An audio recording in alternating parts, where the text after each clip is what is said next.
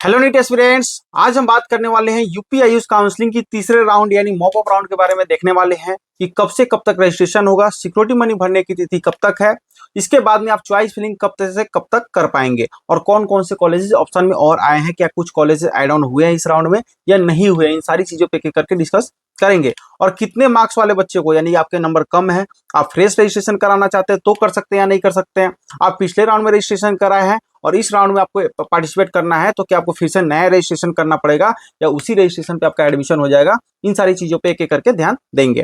तो सबसे पहले हम बात करेंगे, जो बच्चे फर्स्ट राउंड और सेकेंड राउंड में रजिस्ट्रेशन करा चुके हैं उन्हें दोबारा रजिस्ट्रेशन कराने की जरूरत नहीं है। जो बच्चे सिक्योरिटी मनी नहीं पे किए थे वो सिर्फ और सिर्फ अपना सिक्योरिटी मनी पे करके आप मेरिट लिस्ट में आपका नाम आ जाएगा। उसके बाद में जो बच्चे फ्रेश रजिस्ट्रेशन करना चाहते हैं, जो अब तक कुछ नहीं किए हैं, वो भी इस राउंड में अपना एक नया रजिस्ट्रेशन करा करके पार्टिसिपेट कर सकते हैं यूपी आयुष काउंसलिंग में और उनको सीट मिल जाएगी।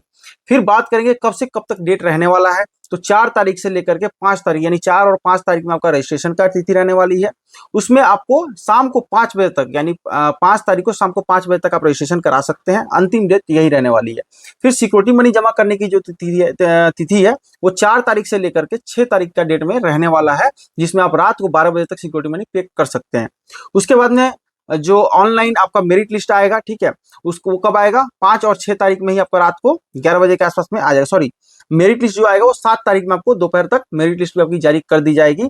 उसके बाद में चॉइस फिलिंग कब तक कर सकते हैं, यानी चॉइस फिलिंग आपने अपने कॉलेज का जो कॉलेज आपको चाहिए उसको फिल करना है और लॉक करना है, वो कब तक कर सकते हैं।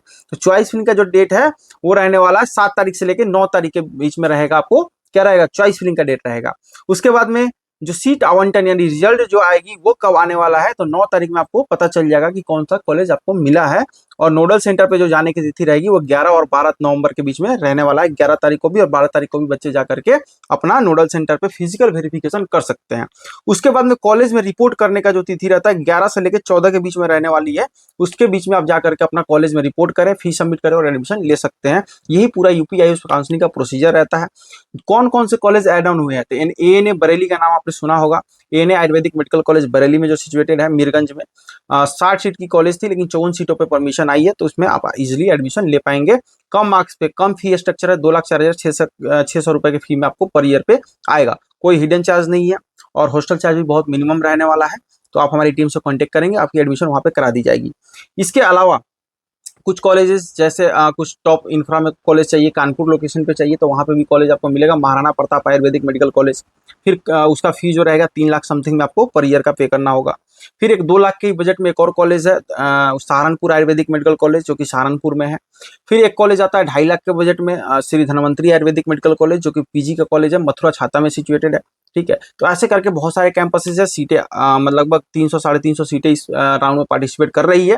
तो जो बच्चे अब तक कॉलेज नहीं लिए हैं, जो AA CCC वाले बच्चे थे जो लास्ट राउंड तक पार्टिसिपेट कर रहे थे गवर्नमेंट के लिए, उन्हें नहीं सीट मिला है, उन्हें इस राउंड में सीट मिल सकता है। जो बच्चे महाराष्ट्र से हैं, अब तक उन्हें महाराष्ट्र में भी इंतजार कर रहे थे, उन्हें कुछ नहीं मिला कॉलेज, तो ये लास्ट मौका है, आपको यहाँ पे कॉलेज मिल जाएगा। कुछ बच्चे ऐसे हैं जो उत्तराखंड के काउंसलिंग के लिए इंतजार में लगे हुए हैं, तो अगर आपके नंबर कम है तो आप उत्तराखंड के आज छोड़ करके यूपी आयुष काउंसलिंग में पार्टिसिपेट करो, यहाँ पे कुछ कॉलेज इजिली मिल जाएगा। स्टे वैकेंसी का कोई जरूरी नहीं है कि होगा ही होगा, हो भी सकता है नहीं भी हो सकता। अगर 100 सीट के आसपास खाली रही तो ही स्टे वैकेंसी होगी, अदरवाइज स्टे वैकेंसी का चांस नहीं रहेगा। ठीक है, मिलते हैं आपसे नेक्स्ट वीडियोज में। किसी भी प्रकार का एडमिशन से रिलेटेड क्वेरीज आपको रहता है तो आप हमें पर्सनली कॉल करके सारी चीजें पूछ सकते हो और एडमिशन करा सकते हो। Thank you.